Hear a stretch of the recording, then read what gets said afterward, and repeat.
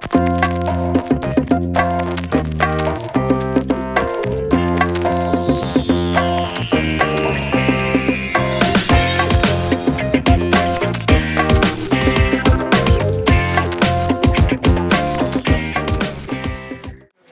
afternoon, everybody. Hello. Good afternoon.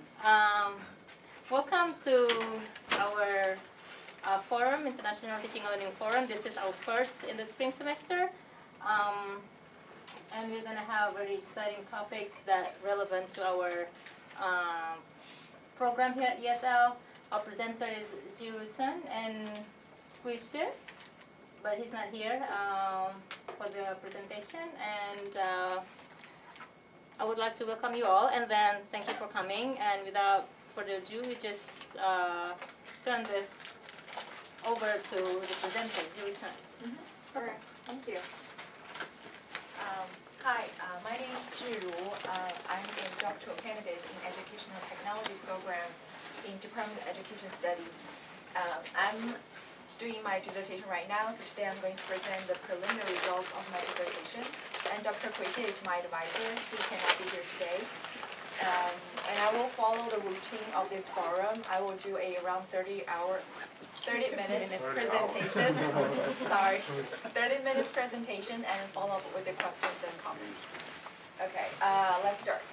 So the title is "What Leads Students to Succeed in a Flipped Math Class." And as you can see from the title, the research context is the flipped classroom. So what is flipped classroom? I believe all of you already heard this term a lot of times, and there are a variety of versions of flipped classroom definitions. But essentially, flipped classroom is actually, as you can see from this picture, is moving lectures outside of the classroom, usually in the form of online lectures, and using the in-class time for engaging students in work associated with the pre-class materials by collaborative work. And then after class, students can check their understanding by doing homework and or rewatching online lectures, and then extend their thinking from there. So this is a typical classic form of flipped classroom. And why I'm interested in doing this research. So I'd like to introduce my motivation in a big picture first. So on your left is, according to the Digest of Education statistic in 2013, between 2001 and 2011, the undergrad enrollment has increased from 59 million to 21 million. That was a 32% increase for 10 years. However, on the other hand, given the high enrollment, 48 states have cut funding to higher education in past 5 years, which leads to the decrease of hiring faculty members. And to decrease the financial pressures, a lot of universities, especially large public universities, have to offer foundational STEM courses in large lecture courses. And there are concerns of these large lecture courses. For example, students felt they have little or no interaction with peers and instructors, and they felt limited engagement with the course materials due to the large size of the class. Therefore, flipped classroom was introduced into this setting and trying to solve the problems. And instructors love this approach because they could cover the materials in pre-class, and they can use in-class time for engaging students and through collaborative work. So everyone has positive effect by using this method. So does the research regarding the flipped classroom agree with the positive comments of instructors? So I'm getting interested in this topic, and I did a literature review of flipped classroom in the past 15 years. And this is the chart I created. So x-axis are the paper published years. On the y-axis are the number of papers. As you can see, overall, we have very limited peer-reviewed flipped classroom research. And there are definitely an increasing trend of this research, especially after 2013. There's a large bump in 2013. There are a lot of flipped classroom research comes in that year. And in terms of education level, majority of the research focused on undergrad level. They conducted research in the undergrad classes, and a few conducted in grad level, and a few conducted in K-12 level, but they're just like 1 or 2 papers. And then in terms of research topic, I summarized the research topic into 2 categories. One I called comparative studies, the other I called examination studies. So comparative studies, what I mean is the research that researchers compare the flipped classroom with the traditional classroom in terms of students' engagement, achievement, and attitudes. So examination studies, what I meant is the research that just focus on flipped classroom, but examine students' attitudes towards the flipped classroom learning. And based on my review, there are inconsistent findings in both categories. So for the comparative studies, some studies found actually, flipped classrooms, students in the flipped classroom had higher achievement and engaged more. However, others research found actually there were no significant differences between these two class formats. And for the examination studies, some studies find students are holding positive attitudes towards the flipped classroom learning towards the end. However, there is some research showing students actually are not satisfied with their learning experience in the flipped class. So all the inconsistent findings create confusion for the instructors who really want to apply for the flipped classroom approach. And then, and even more important is that instructors who are very enthusiastic to apply this approach are not quite concerned with whether flipped classroom works or not. They are more concerned how can make it work, or what factors can make it more effective, and how students learn in such type of learning environment. So this become my general guiding research questions for my dissertation. And as you know, flipped classroom includes pre-class learning and in-class learning.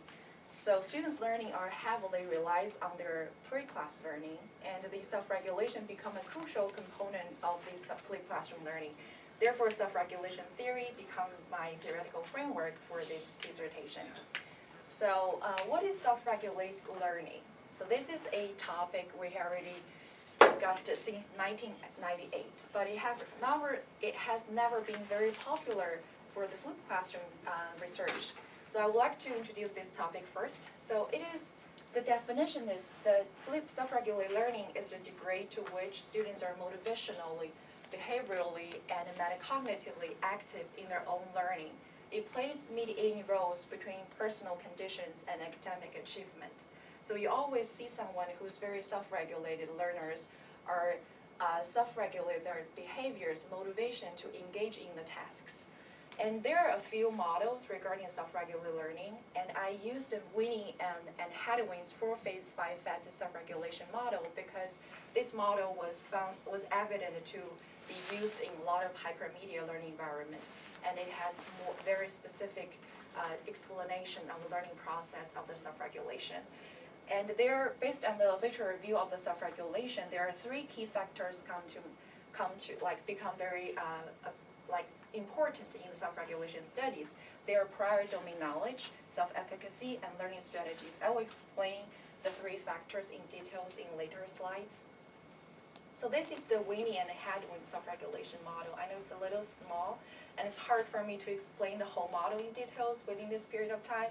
I will give you a general idea of this self-regulation model. So it includes 4 phases, as you can see on your right. Task definition, setting, use learning strategies, and metacognitive adaptation. So usually, theoretically, students will perceive a task based on the task condition and a cognitive condition. And then after they have a perception of the task, they would set a set of standards to finish the task.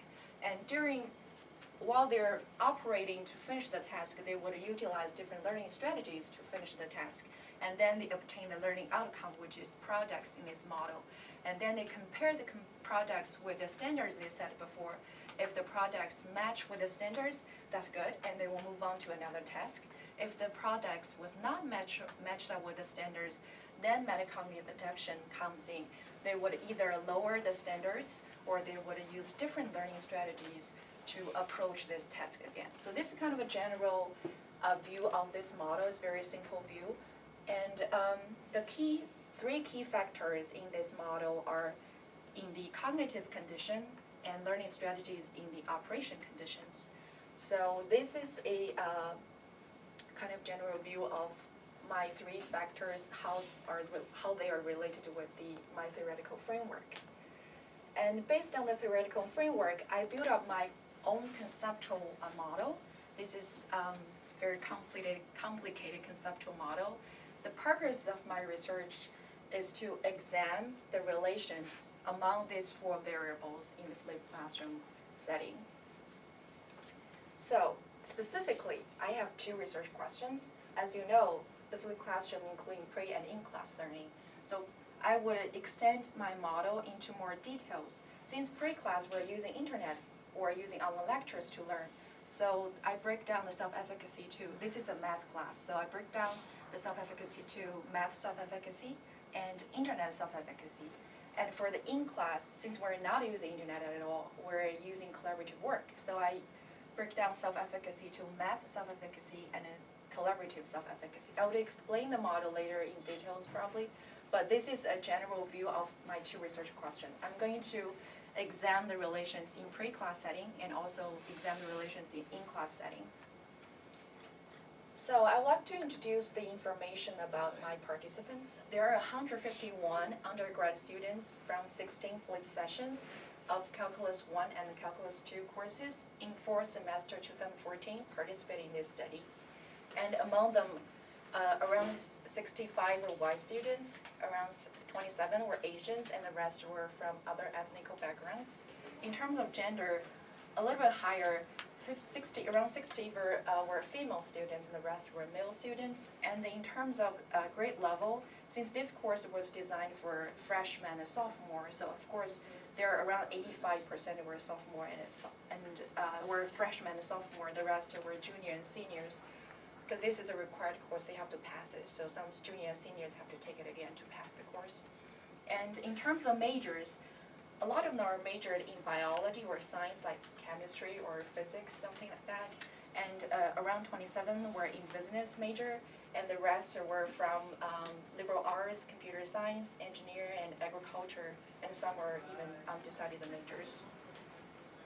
So this is I would like to introduce the course context. This is a math calculus course, and it's mainly designed, as I mentioned before, it's mainly designed for 1st and 2nd year undergrad students. And this is a desired routine of the class. So they have 2 online sessions and 2 face-to-face sessions. Online sessions happened on Monday and Wednesdays, and recitation sessions happen on Tuesday and Thursdays. So the Tuesday recitation usually will tie with the Monday's online session, so they're tied together. Usually recitation would be associated with the previous day's online lessons. So this is the routine of the class for a week, for the weekly routine of the class. And for the pre-class online learning, this is a kind of screenshots for all their online lectures. So they used Articulate software to design the online lectures. They have slides, like this is the static slides of the lecture, and they have embedded the videos, around 5 to 10 minutes videos. And they also have the prompt up kind of a structure or scaffolding slides, asking students, do they want to move on to a next topic or they want to go back to review the videos again. And then they also have embedded the quizzes to test the students' understanding of the knowledge. And students cannot skip this quizzes, they have to answer it, and they have to answer it correctly so they can move on to the next topic. So this is a general view of their online lectures. For the recitation sessions, this is their typical classroom look like for the recitation. So as you can see around the classroom, there are many whiteboards. Students can freely stand up and write the solutions. And they have one projector in the middle, so the instructor can kind of present the solution to the whole group. And as you can see, the tables are set up for very friendly for group work, so students can easily form their own groups to work together. And in each sessions, the instructor will have around 5 to 10 minutes warm-up questions to kind of answer the question they have online, and then they would break students into groups, small groups, so they can work on the questions. And on your right hand is the sample problem I have for one of the group work. So they would have 5 to 10 minutes to work on the problems, and then instructor will pick a group to present the whole solutions to the whole group. So this is kind of the class routine, recitation routine for the class. And the procedures for my research is I observed all the 16 flip sessions of these two calculus courses at the third week of the semester. And at the beginning of each session, I made a brief introduction of my research and recruit participants. And the participants were required to take 2-time surveys at the third and 10th week of the semester. So the first survey, I measured their self-efficacy, perceived self-efficacy, which I mentioned before. I break down into three specific self-efficacy, domain-specific self-efficacy, math self-efficacy, collaborative self-efficacy, and internet self-efficacy. So this two was adapted from MSLQ, which is a very popular valid scale. And math self-efficacy I measured is students' confidence in their ability to successfully accomplish a problem. The question like, I'm confident I can understand the basic concepts taught in this math class. And collaborative learning self-efficacy measures students' confidence of their ability to work in groups. And the question like, I believe I can do well in the group learning. And the internet self-efficacy I adapted from Dr. Glassman Kim's internet self-efficacy scale and measured their confidence of the ability to share the knowledge on internet and differentiate the knowledge on internet. The question like, I can improve my performance through watching online videos. I can improve my performance by sharing information on Piazza. So Piazza is their common discussion board. So they use Piazza because it's easily for the math discussion. And in the second survey, I measured their learning strategies for both pre-class and in-class learning strategies, which have 4 specific domains: cognitive, metacognitive, help-seeking, and environmental control. So cognitive are measures for students' use of basic strategies for processing the information, like repeating the words, outlining, summarizing, something like that. And metacognitive are measure students' use of strategies to monitor or regulate their behaviors, like goal setting, regulate their behaviors. And for the help-seeking are measure students' use of strategies to seek help from instructors, peers. And environmental control are measure students' use of strategy to effectively use time and location to learn. So these are the 4 domains of learning strategies I measured.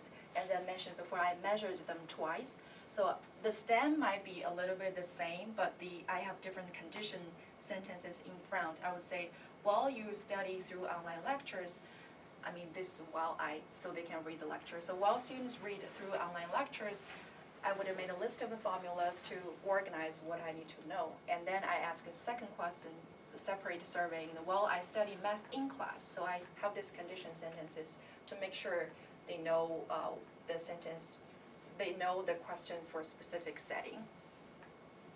And besides the survey measures, I have 2 achievement measures. One is online quiz score, the other is take-home assignment.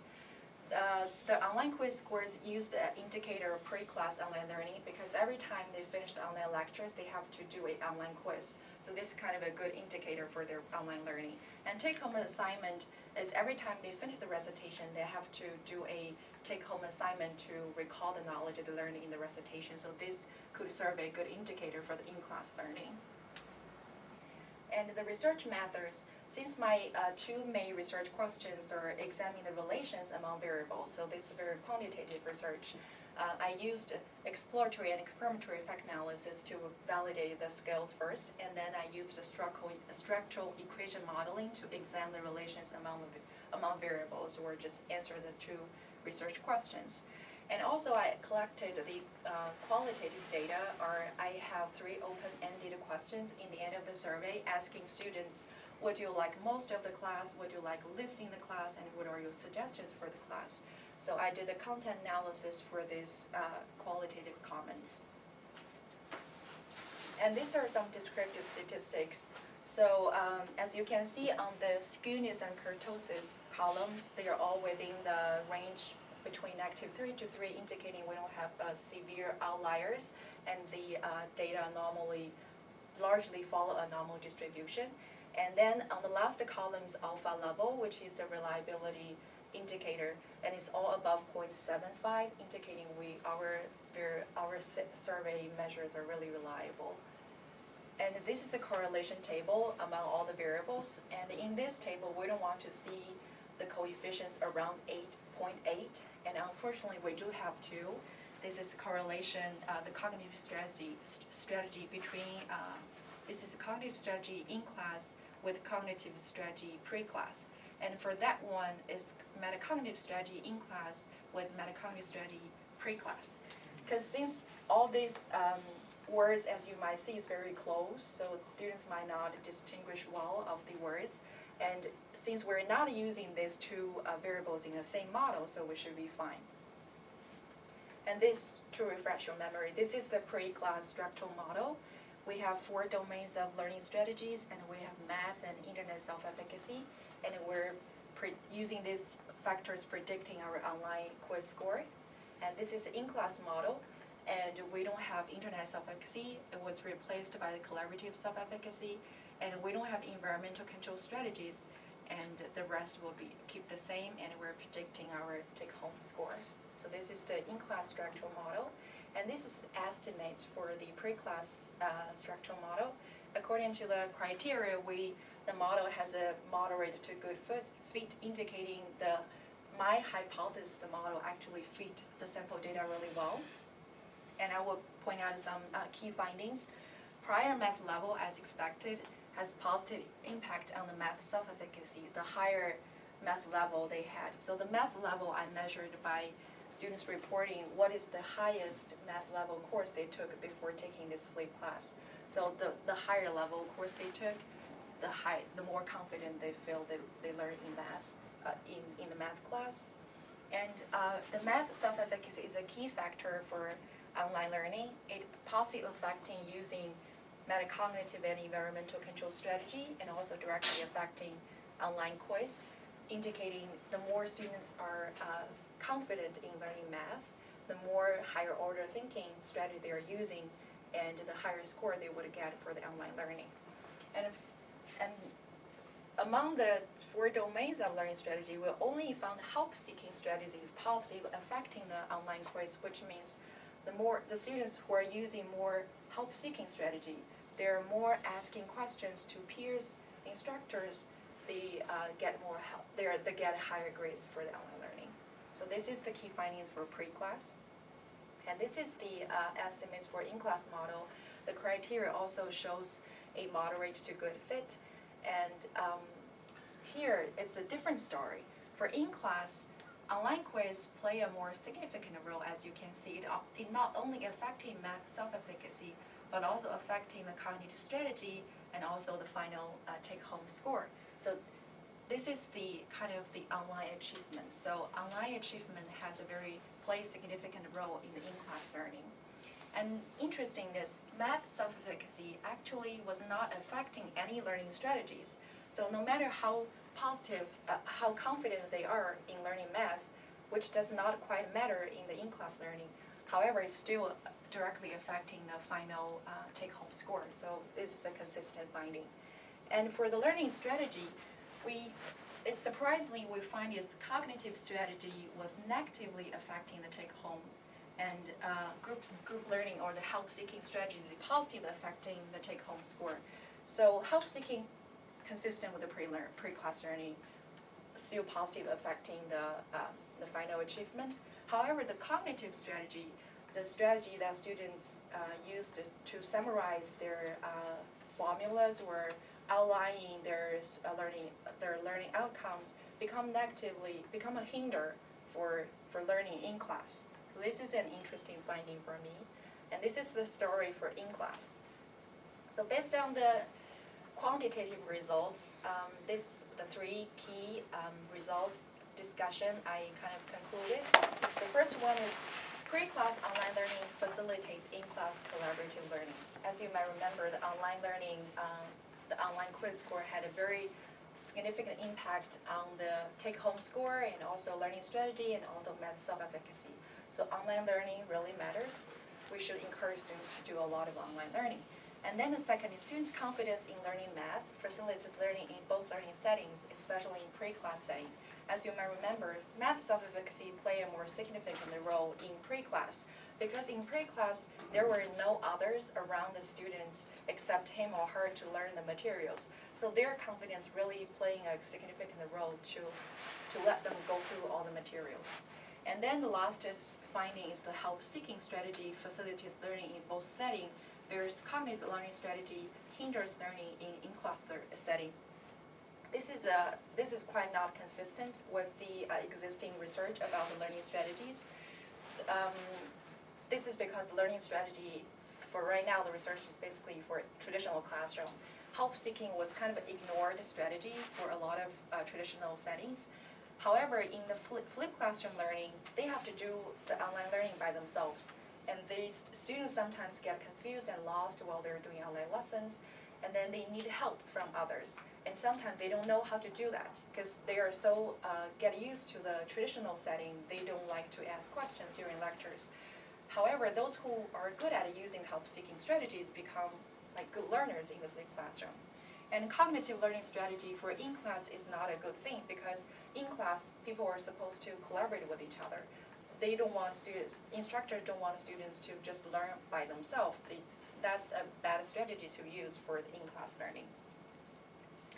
So, and these are the kind of summary for the 3 open-ended questions.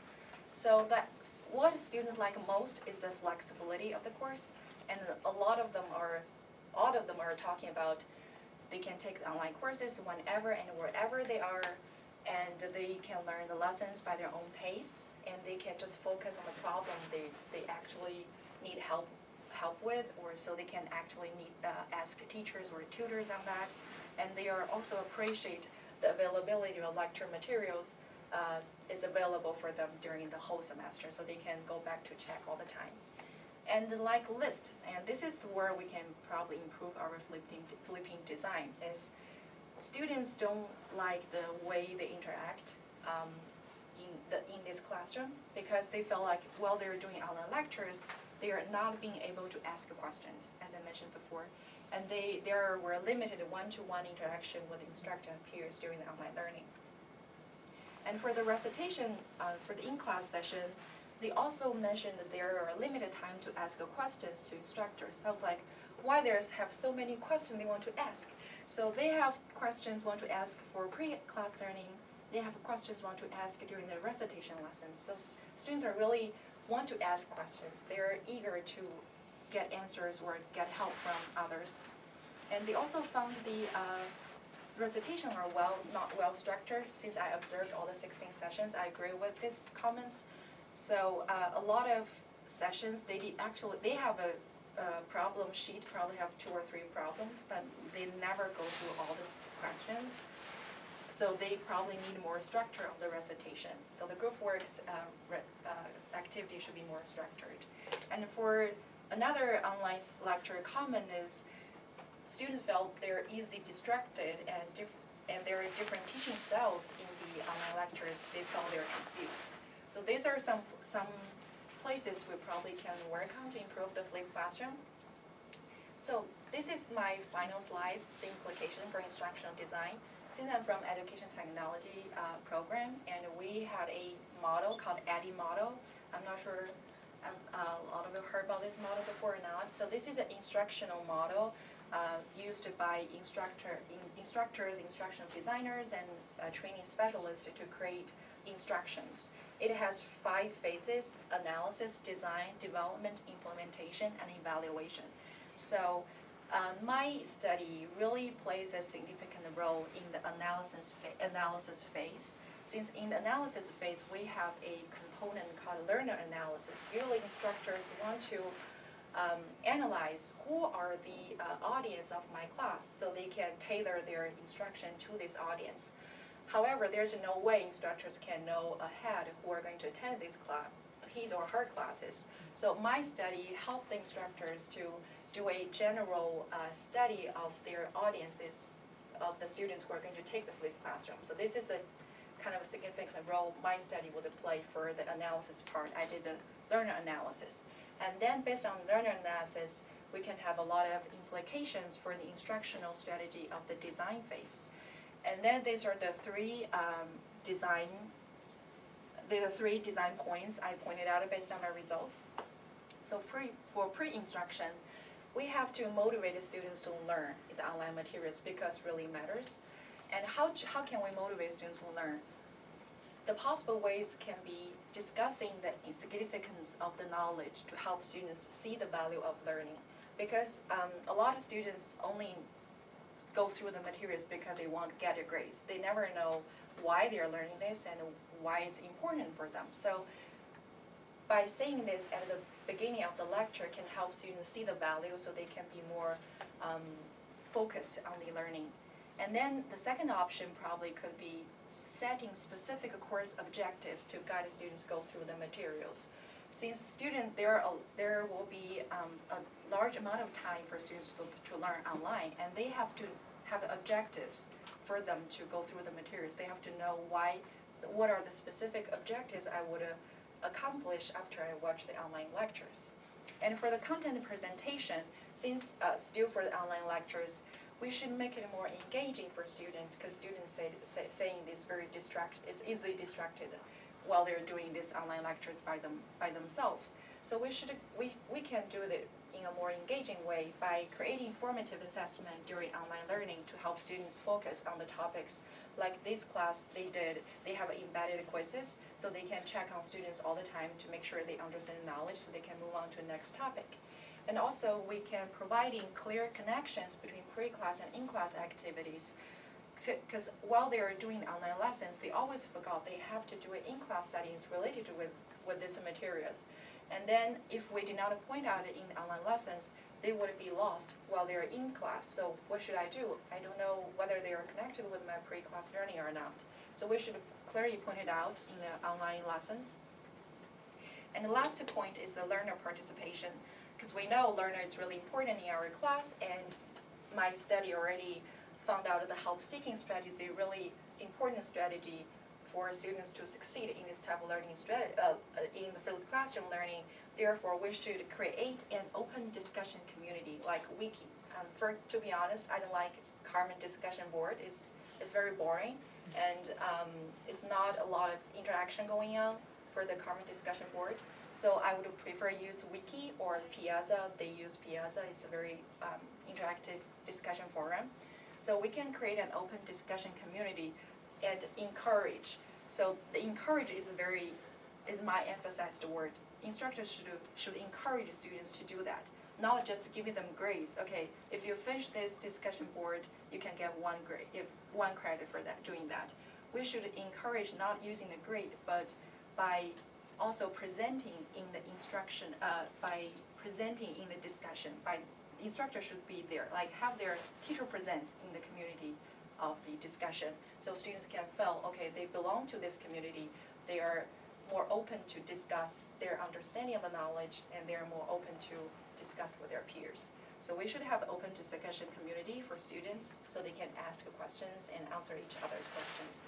And also we should provide feedback to students' questions in timely fashion, because sometimes others can answer their questions, but still they felt they need authority. They need the instructors to answer whether this is right or not. They still have that kind of authority attachment with their questions. So basically I think this is all my findings and the implication for instructional design. And this is my very first time presenting my dissertation study, and I believe there will be a lot of, comments, and any suggestion will be highly appreciated. It will help me improve. Yeah, please. I'm kind of fascinated. You say the students, the pre-instruction activities generate lots of questions in the student's mind. Yes. To my way of thinking, that's a good thing. Yeah. Because then they come to class or reach out to get these helping strategies. So I'm wondering, I'm a little bit unclear, murky about the role of the teacher, because can't they bring these questions to the class, and then isn't the teacher there to answer questions? Well, yeah, because for this class, because the class setting I have right now, for their recitation, every recitation, they only have 5 to 10 minutes to answer questions. And these questions are, based on my knowledge, they are all set up. They are not actually answering real questions. They are answering some questions the instructor created by themselves. So the instructor have an idea, okay, students might stuck in this problem, so I'm going to do the warm-up questions on this problem. But actually, that are not the questions of the students. So that's probably why students feel like I have questions that are not answered by instructors. But yes, students have a lot of questions during the pre-class learning, and they want to get answers from peers and instructors. And teachers should play a role to answer those questions. Right. Couldn't you say, though, that flipped classrooms were originally set up for experiential learning? One of the problems with this particular model was the in-class wasn't experiential, and that's why there was a differentiation between the students having questions and being able to get questions answered. If it were experiential, they could have their own questions, more likely have their own questions be answered. Yeah, yeah. If I understand it correctly. Yes, so for the in-class, it's experimental design, right? So Yeah. students are collaborating with each other, and they should answer questions by each other, and instructors are facilitating this discussion, right? So that's an ideal model for the flipped design, for in-class design. However, based on my observation, the instructors in the recitation session, they still have the control. They want to cover all the problems on the problem sheet. So they always move forward, push students forward towards the end of the question sheet. So a lot of times students have the questions and they don't have enough time to answer.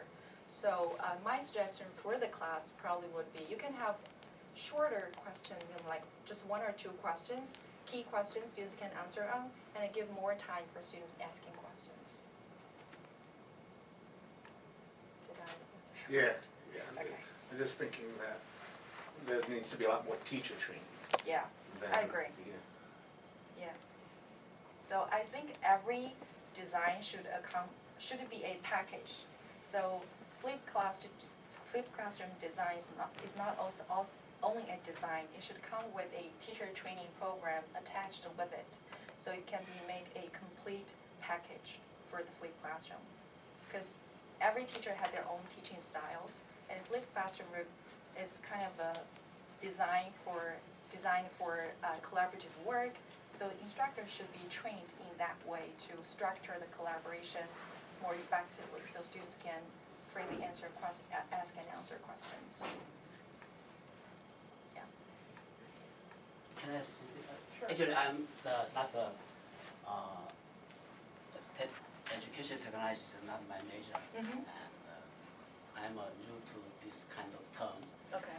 So I couldn't see the difference between flipped education, flipped classroom, and online education Okay. from your presentations. So you cannot see the differences? Yeah, how can you differentiate from the online education from the flipped classroom?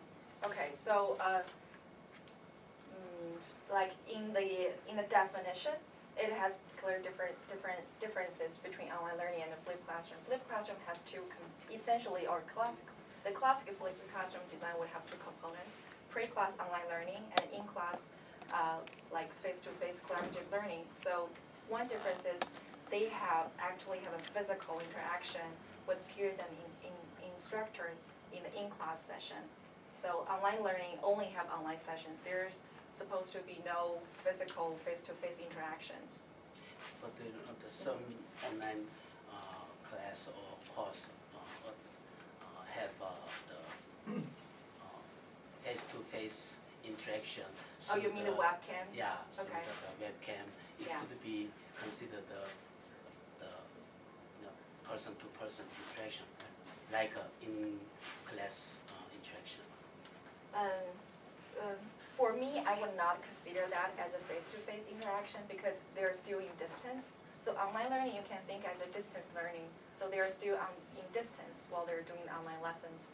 But for the flipped classroom, actually people are staying in the same physical classroom, and so they can actually collaborate and talk with each other. There's no technology issue going on, so they can easily ask questions at the same, got the answer at the same time.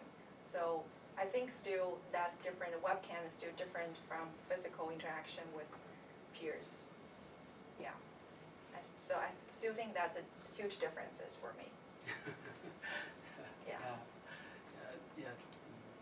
Yeah, I'm used to the traditional education, so that's why I come up with that kind of questions, because we cannot get rid of the old traditional way to teach the students by using this kind of classroom.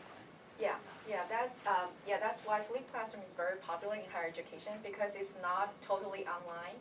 We still have face-to-face interaction, and the difference is we're using the in-class time differently. We're not using the in-class time to lecture students. We're using in-class time to make them work by themselves, like let them. This is kind of constructivism learning theory. So make people learn by themselves. Teacher's role is more like a facilitator to help students learn. But in here, like master program and the Ph.D.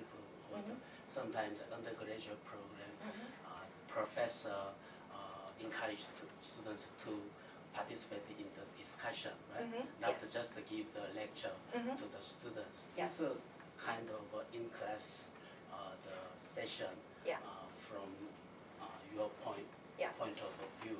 Yeah. And then students are required to read the book before they come to the class. That could be considered As a flipped classroom. yeah. I was asked this question before during my candidates exam. People ask me why the flipped classroom is a new version. We already practiced this a lot of times, way before. People read like English class. We usually read a novel before class and we discuss in class. So this is I think the essential way is, first of all, we're using technology. So a lot of lectures are online. So these teachers have to create these lectures. And this is different from textbook, because textbook is still more one way. Although the interaction, I know Dr. Glenn would question me, but although the online lecture still tends to be one way, but we're trying to make it more interactive. So that's the teachers trying to do, to make it more engaged and interactive, so students can be more focused. While you're reading books, some students might just lost while they're reading the book. So we're trying to make the online lessons more interactive. And for in-class, yes, we're still doing the collaborative work because the content already be covered by the pre-class, so leave more time for us to do the collaborative work in-class. I would like to ask a question about those pre-class videos or lectures. Okay. I wonder, when you do the literature review and you do that comparative or examination on those studies, I wonder if they talk about maybe the quality of that kind of online issue and whether they might influence the students, maybe the experience, or how much they can get from that videos. Or it's possible that those videos are not good, so students don't get much, so they cannot really effectively participate in the in-class collaborative learning. This is a really good question, and that is my future direction of my research. So based on my literature review, there is no peer-reviewed paper regarding this topic. A lot of them are just comparing the students' scores, final achievement, and learning experiences like attitudes. They never actually testing whether the online lectures really works or not, whether students like that, whether that can help students for the in-class learning. There's no paper like that. And I did write a proposal for a conference. I did analysis, the learning analytics analysis of online lectures based on the Carmen data for this course. So I think, based on my preliminary results, it does matter, especially when the lecture is graded or non-graded. It definitely matters for students to view the lecture or not, and the videos. The time of the video also matters for viewing the lectures. So I would follow up this will be my future direction of my dissertation. I would follow up this direction to actually studying the pre-class lectures to see how it can make it more effective for students, more engaging, and motivate them to learn. Yeah. I've read a few articles on flipped classroom, but they tend to focus on students, but Yes. not teachers. When you did your literature review, did you come across articles that Yes. focus on, you know, what the teacher, Teacher strategy. like the reaction or felt, Yeah. how they felt about this and Right. things like that? I totally agree with you. While I was doing this proposal defense last year, all the papers I came across about students. And then last year, while I was actually writing my dissertation, I came across one paper published last year in 2014, very late, I think September or November, from University of San Francisco, I believe, University of San Francisco. Actually, that person is postdocing my lab right now. So he and his colleagues published a paper based on the community of inquiry theory. So he gave instruction or scaffolding instructions for instructors how to make the classroom more effective. I can definitely forward that literature to you so you can see that. Yeah. Yeah. But their sample is really small. They only have like 32 students participating in their study, but they have different majors. They have engineer and they have human science, so it should be more helpful. Yeah. Yeah. So it's very short. Yeah. I have a question. Do you notice any changes or trends or however you might want to answer it in terms of the progressiveness of the course? So is it that their attitudes or their learning style or their strategies, their reports to you in any way reflect, you know, the stages or the progressiveness of the course throughout the 16 weeks time? Yeah, you mean, so that's a even closer look of students' performance. Yeah. I also did an explorer study of like their performance each week, like their learning strategy used each week, and there's actually, based on my knowledge, there's no huge differences, except there are some pikes during the midterms and finals. You know, there will be a huge pike for students to review the lectures, but the rest of time is very consistent.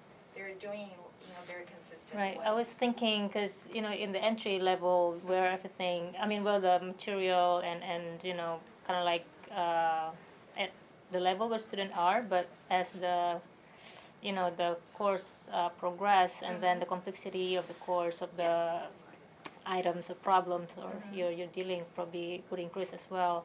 Right. So I was wondering if maybe this is more of qualitative, you know, content analysis kind of. I agree. Yeah.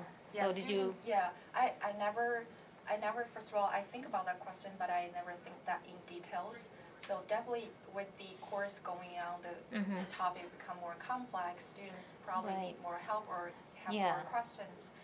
And yeah, I think that content analysis or more qualitative study would answer that question more like easily or well. Yeah, like my study did not answer that question. Right. Yeah. Yeah. Can I ask one more Sure. question? Because you said that your study focused on higher education, and Yes. you said that it's probably flipped classroom approach is more suitable for higher education. But so, how do you view that this method would be using in K to 12? If it is workable, or how is it would be different from maybe the one in the higher education or for K to 12? You know what, actually flipped classroom comes from K to 12. Yeah, it was like two chemistry instructors in Colorado. It's hard to pronounce.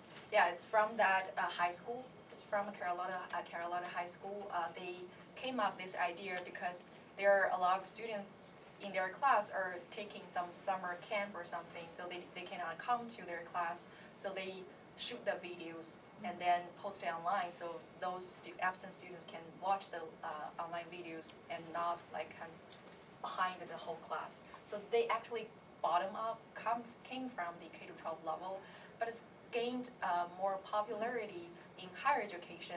I think one reason is because the policy reason. So for the K to 12 level, there are a lot of administrative or policy going on, so it's not very easy to apply these methods in K to 12 level because different school districts have their different rules. For higher education, I think instructors more like I'm going to make the work. So instructors are more enthusiastic to do this way, and the students from like are adults, you know, they are more kind of easily get used to this learning approach. For differences between K-12 and higher education, I think, of course, the audience will be different, and K-12 students need more self-regulation for sure. So they are all still kids, so they don't know how to self-regulate them well, I think. So they probably need more instructions from either parents and instructors. For higher education, I think our students are more mature, although they're freshmen, but they have already got some experience of online lessons before probably, so they know they have to self-regulate their behaviors. And instructors also kind of instruct them, facilitate their self-regulation behaviors. So yeah, that's my guess. Yeah. So did you say that your participants were from two different classes, calculus Yes. 1 and 2? Were they the same instructor or? No, the 16th session, yeah, there are 16 sessions, and, okay, so the class is a little bit different than what we thought. So there are two classes, and two classes have their major instructors. And then major instructors, each major instructor has 4 TAs. So the 16 sessions actually taught by the 8 TAs. So each TA was teaching 2 sessions of the recitation. And each TA has their very different teaching styles. Yeah, so, and that's why I agree with who said the teacher training. I really agree that if we want to make flipped classroom work, we should have a whole package. Not only design a course, but also have the teacher training ready, so the instructors can know what's going on in the class, so they can use their training to help or facilitate the collaboration work in class to make it work. My following question, I thought that you collected really good data, came up with the SEM, and then have you ever thought about comparing the result between the Calculus 2 and Calculus 1 participants, because I believe the Calculus 2 is more advanced. Yeah. So maybe we can come up with the idea, maybe this method is good for more advanced class, but not for basic class, I guess so. Yeah, you know what, I compared. Oh, I did the comparison, and there was no significant differences at all, which means no matter how advanced the students are, they are still new to this learning approach. Everyone is like at the same line. They're still learning this approach. They're still adapting to this approach. So, yeah. Can I ask what is? Sure. Yeah, sorry. No, I have to go no, not a time. problem. Okay. Time-wise, it takes more time for students to learn something, right?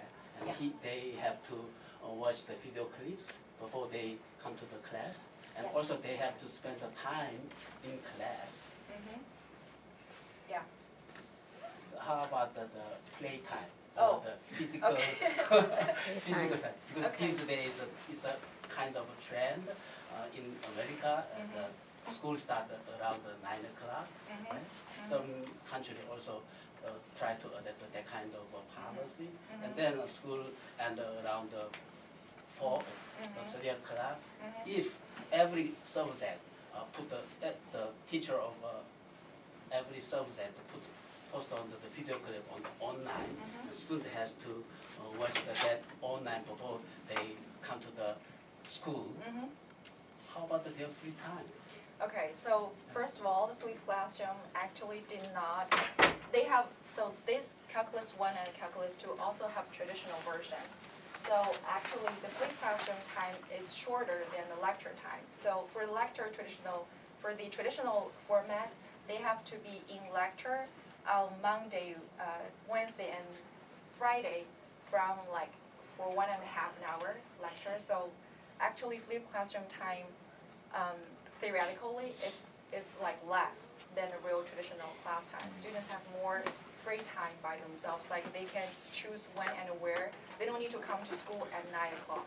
They can do the online lessons whenever they want. They can do at 12 o'clock, or they can do at midnight or whatever. So actually, students have more free time, and this more flexible for their schedule. Yeah, flexible schedule, but still they needed to watch the video before they come to the Yes.